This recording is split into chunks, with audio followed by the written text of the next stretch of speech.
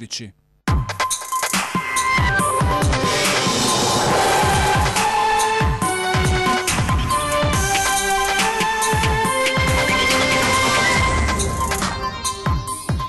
Non avete visto niente, la cosa peggiore sta per venire. Sui social la frase shock di un richiedente asilo a Jesolo sulla strage sfiorata a Milano. Indaga la Digos. 2 arresti anche a Marghera in una vasta indagine di polizia su certificati di italiano venduti a stranieri senza verificare la conoscenza della lingua. Episodio di razzismo sul campo da calcio durante la gara Under 15 Treviso-Milanese. Nel mirino un giovane calciatore di colore. Le ULSS venete potranno assumere medici in pensione a tempo determinato per garantire i livelli essenziali di assistenza. Lo prevede una delibera della Giunta regionale annunciata oggi dal Presidente Zaia. Dopo lo scoppio della bufera sui milionari che vivono nelle case ATER continuano a emergere dettagli. Alpertini residenti da tempo denunciavano queste situazioni. Prima giornata veneziana per il nuovo questore Maurizio Masciopinto, giunto da Brindisi.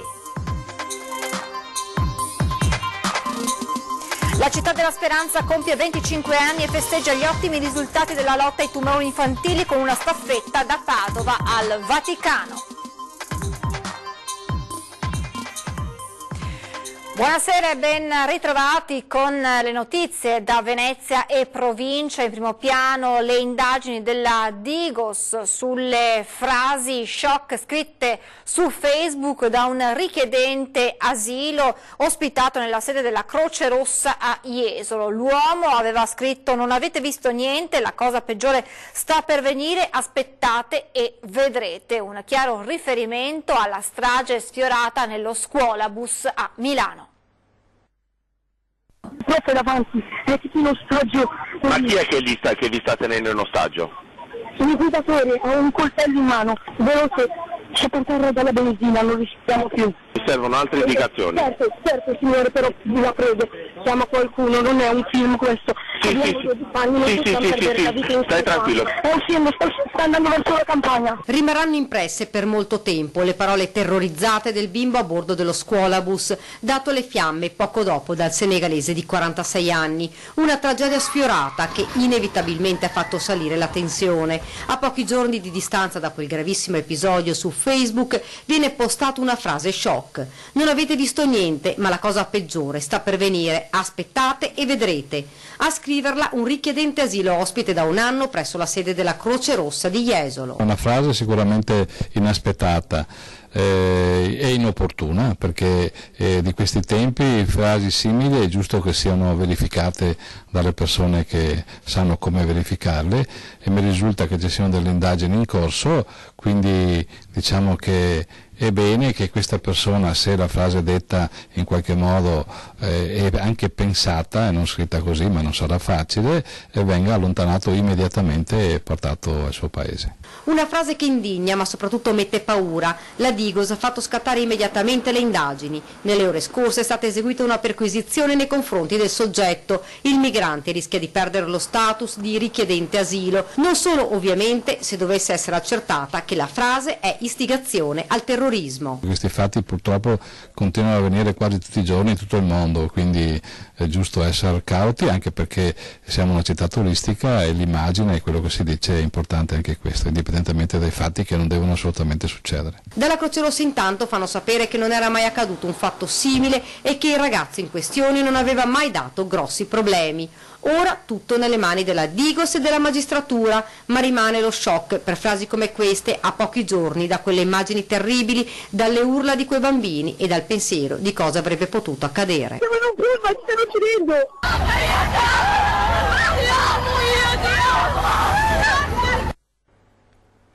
Test farsa di italiano per stranieri, 5 arresti per corruzione, coinvolta anche un'agenzia di Marghera.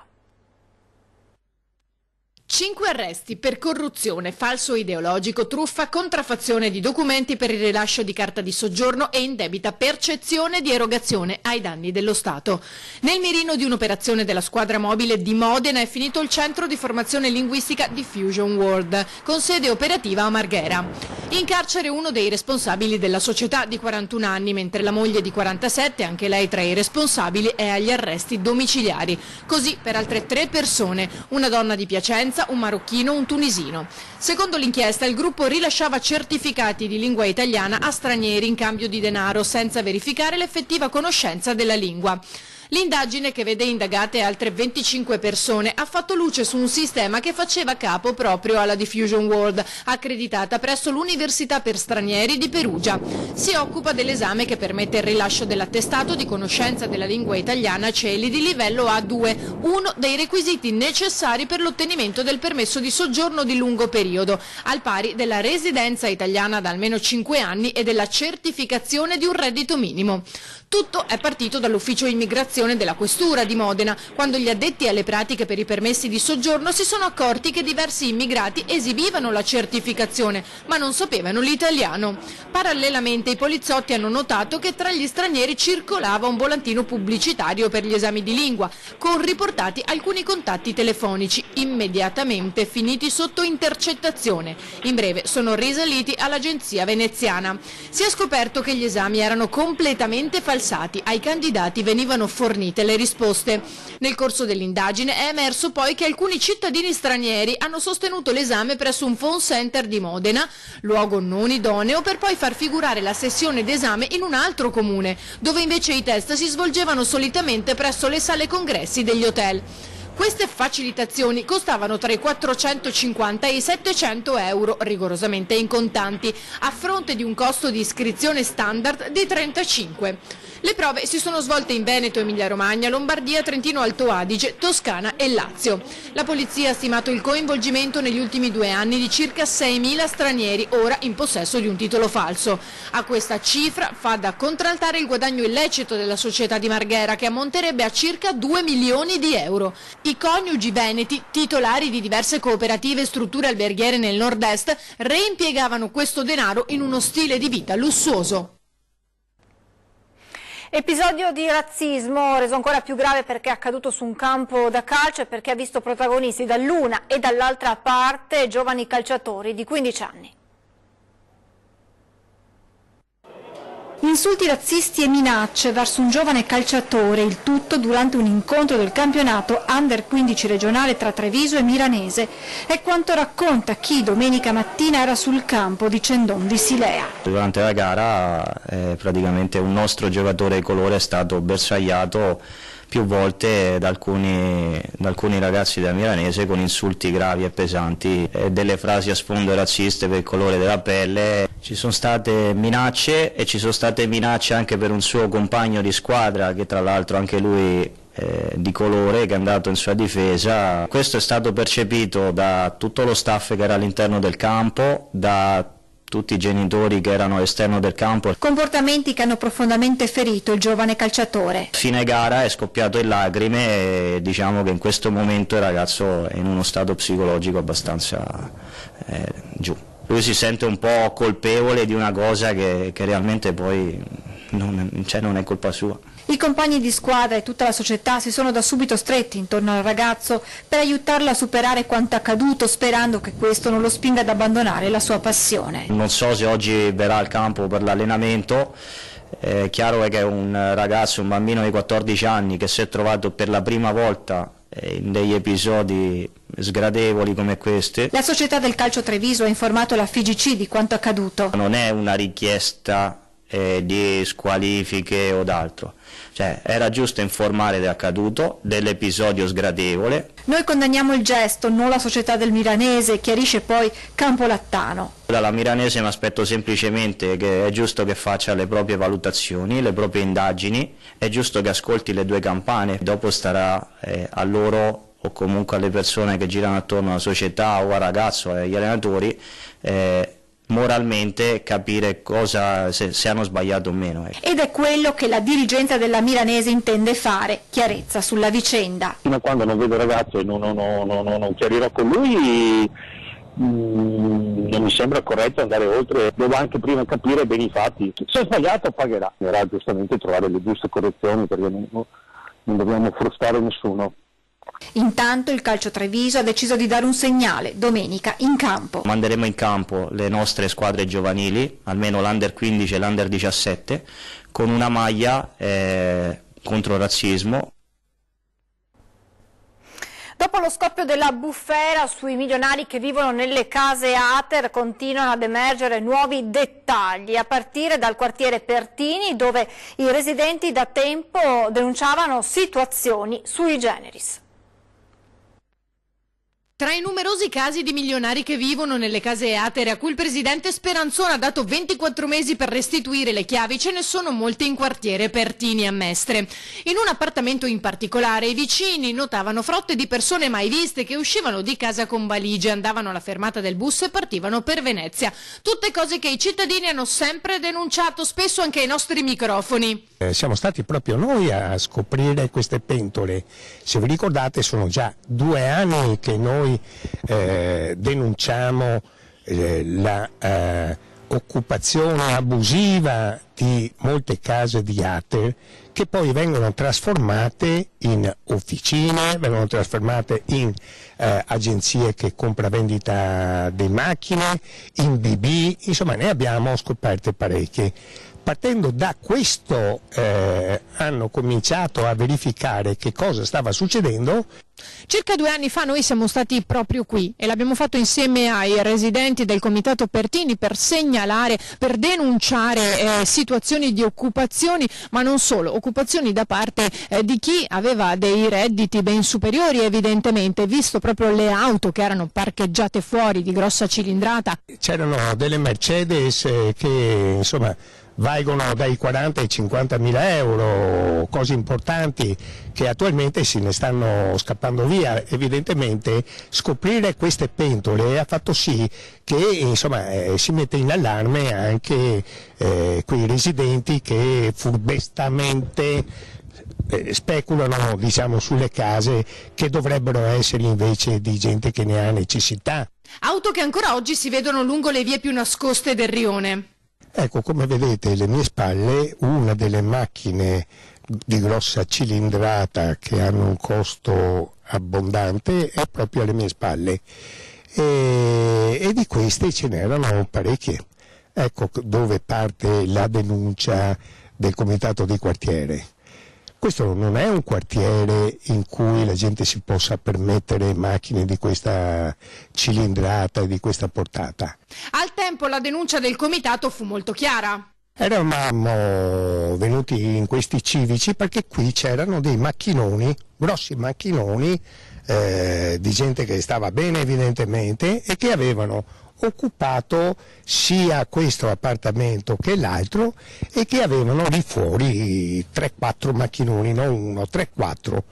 Ora noi abbiamo denunciato subito questa situazione perché non era possibile in un quartiere di, come dire, di gente normale avere questi macchinoni, vuol dire che c'erano abbondanti introiti. Di che tipo? E ora che la risposta è arrivata non resta che liberare gli appartamenti. Le ULSS venete potranno assumere medici in pensione a tempo determinato per garantire i livelli essenziali di assistenza. Lo prevede una delibera della Giunta regionale annunciata oggi dal governatore Zaia. La carenza di medici, stimata a 56.000 a livello nazionale, è un problema che coinvolge anche il Veneto e per garantire i livelli essenziali di assistenza una delibera della Giunta regionale autorizza i direttori generali delle ULSS ad assumere medici in pensione a tempo determinato. A Palazzo Balbi sono convinti che la sanità pubblica abbia un futuro solo se ci sono giovani, ma c'è anche la consapevolezza e la volontà di garantire cura e assistenza finché il problema non sarà risolto a monte.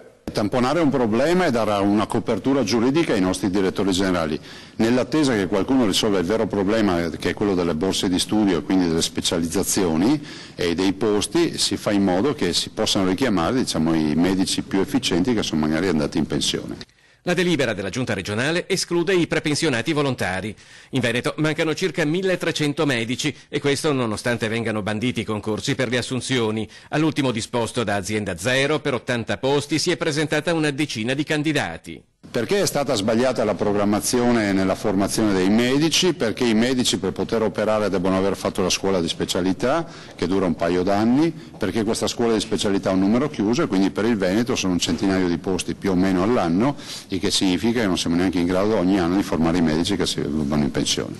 Togliere il numero chiuso all'università ed effettuare la selezione durante il percorso di studi è da sempre la posizione del presidente Zaia, che è poi intervenuto anche sul dibattito aperto riguardo alle nuove schede sanitarie. Io posso capire le perplessità di tutti, posso anche capire fino in fondo anche chi si inquieta e va a manifestare, però voglio dire una cosa, non si è deciso nulla, adesso c'è la fase delle audizioni. Trovo strano che per andare a caccia del passero qualcuno si attrezzi con un carro armato, non mi torna il conto. E riguardo alle nuove schede ospedaliere, la Municipalità di Venezia, Murano e Burano ha votato una richiesta al Sindaco e alla Giunta Comunale per una presa di posizione sul futuro dell'ospedale civile. In Regione i consiglieri del Partito Democratico Bruno Pigozzo e Francesco Zottis parlano di un taglio di posti letto drastico e da rivedere, soprattutto a Dolo affermano ci sarebbero 104 posti letto in meno, a Chioggia 55 e a Mirano 49. Torniamo a parlare della confessione di del terrorista Cesare Battisti sulla sua responsabilità nei 4 omicidi per i quali è in carcere. Ieri sera, durante la trasmissione Ring, ha parlato Adriano Sabadin. Spero che la magistratura faccia il suo lavoro senza farsi influenzare dalle parole del pentimento, ha detto Sabadin. Temo sia il tentativo di ottenere uno sconto di pena. Per noi è una grande soddisfazione che abbia ammesso, però sono molto riservato e molto un po' sfiduciato perché non credo che sia una strategia difensiva. Una strategia difensiva, sì. Cioè? Penso che voglia godere di questa prova anche per scontare una riduzione di pena. Per avere una riduzione di pena. Sì. Lei qualche tempo fa ci disse un bastardo e altre cose che da un figlio che ha vissuto questa sofferenza per 40 anni sono comprensibili. E ci disse lo vorrei incontrare. Poi mi sembra, forse ha cambiato un po' idea. Oggi? Oggi no. Oggi no? No. Lei disse lo voglio incontrare perché così voglio farmi dire da lui che è stato lui, voglio che confessi. No, guarda, per il momento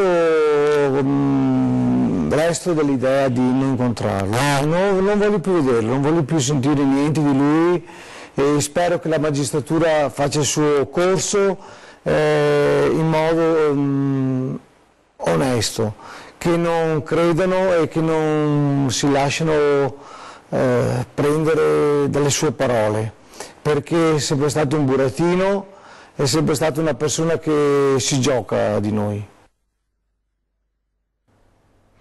Adesso ci fermiamo per qualche istante di pubblicità, restate con noi.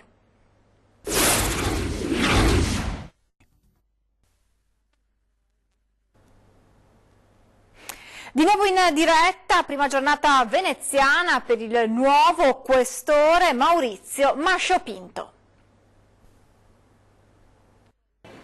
La giornata dell'insediamento è cominciata con una visita alla sede della Questura di Santa Chiara e un incontro con il personale dei reparti. Maurizio Masciopinto è il nuovo questore di Venezia. Subentra Vito Danilo Gagliardi, recentemente nominato prefetto.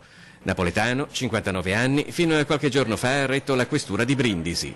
Oggi soltanto il sentimento di gratitudine verso il capo della polizia, il prefetto Franco Gabrielli, per questo grande onore che mi ha dato affidandomi la responsabilità della questura di Venezia. Alla sede di Santa Chiara Masciopinto si è trattenuto in un momento di raccoglimento davanti al monumento ai caduti della Polizia di Stato.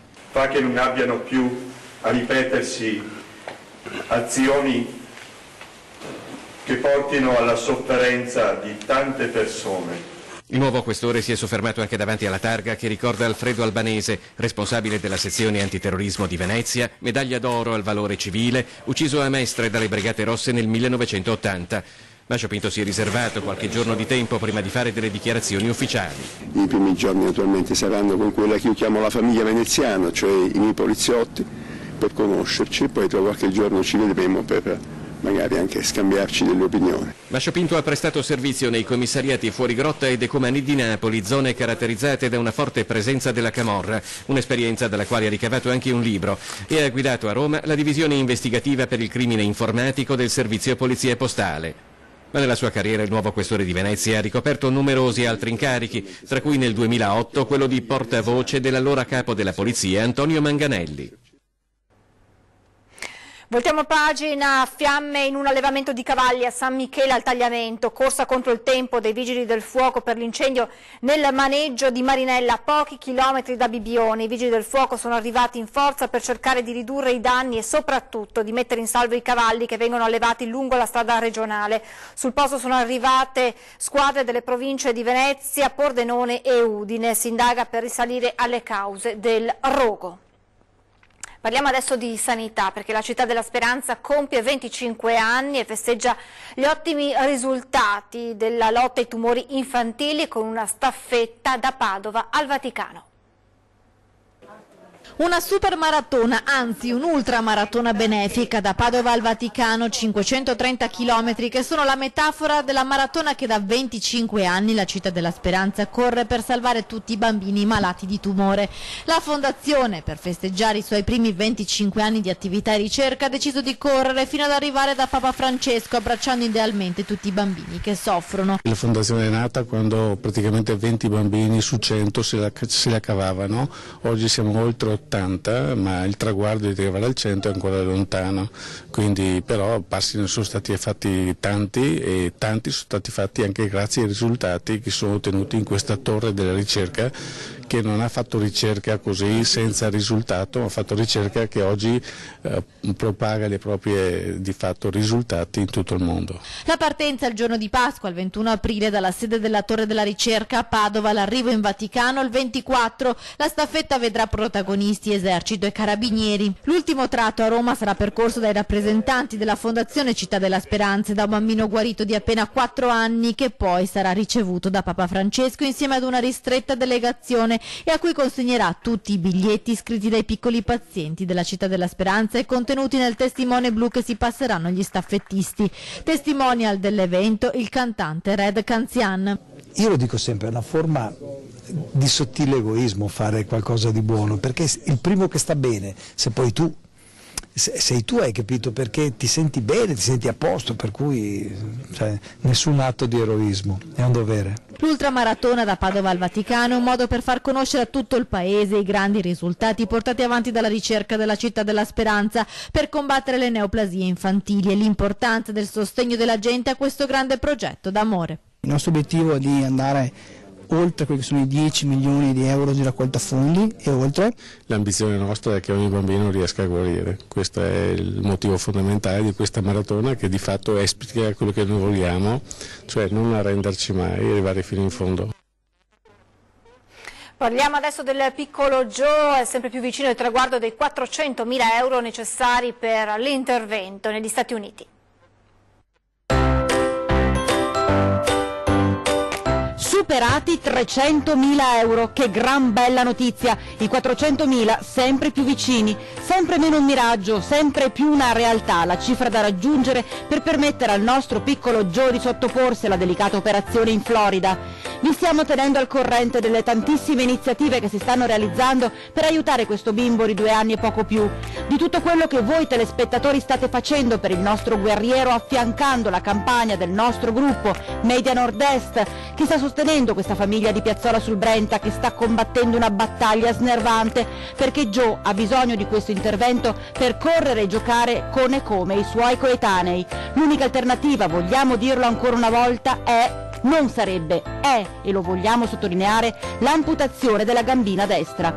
Questo piccoletto innamorato del pallone ha letteralmente conquistato i cuori dei fedelissimi duri e puri dell'FC Bassano, che si stanno facendo in 4 per il nostro giovanotto. Lavorare per un ragazzo che abbiamo conosciuto circa un mese fa, sapendo della sua necessità, non c'è lavoro che ci possa fermare. Oggi siamo qui, domenica abbiamo un terzo tempo fantastico, poi mercoledì di sera abbiamo una finale di Coppa Mercante, anche lì raccoglieremo fondi, poi venerdì abbiamo una cena degli ex, anche lì raccoglieremo fondi, poi abbiamo la grande festa della promozione il 12 di aprile, anche lì raccoglieremo fondi, e la grande estrazione della lotteria la Domenica delle Palme, con l'ultimo terzo tempo in casa, dove ce ne sarà per tutti e di più, dove potremo gioire sia per la gioia sportiva, ma soprattutto da padre, da veneto, da bassanese, per la gioia di aver aiutato una famiglia che aveva bisogno per portare il suo figlio a arrivare ad avere una vita normale. Ecco, questo è lo spirito che commuove, che emoziona, è il motore che muove voi splendidi telespettatori.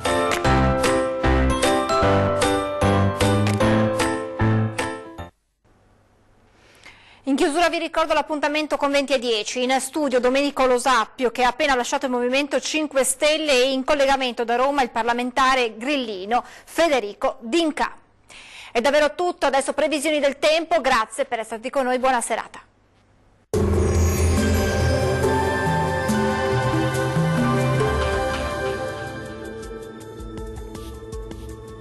Ben ritrovati al meteo. La settimana prosegue in compagnia del sole e anche la giornata di mercoledì 27 marzo non vedrà grandi variazioni rispetto ai giorni scorsi. Nel dettaglio sul Veneto sarà soleggiato su tutti i settori, con cielo poco nuvoloso salvo per qualche foschia mattutina sulle pianure, ma in rapido dissolvimento. Temperature minime tra 1 e 7 gradi, massime in ulteriore lieve calo tra 12 e 14 gradi circa. Poche novità sul Friuli Venezia Giulia, con ampio soleggiamento e con un cielo caratterizzato al massimo dalla presenza di poche nubi a carattere sparso. Temperature minime tra 3 e 7 gradi, massime più fresche tra 12 e 14 gradi circa. Condizioni di bel tempo anche sul Trentino Alto Adige, con ampio soleggiamento ovunque e con cielo poco nuvoloso su tutti i settori. Temperature minime intorno a 1 grado, massime in diminuzione sui 17 gradi circa. Bene, dal meteo per ora è tutto, vi do appuntamento al prossimo aggiornamento. Arrivederci.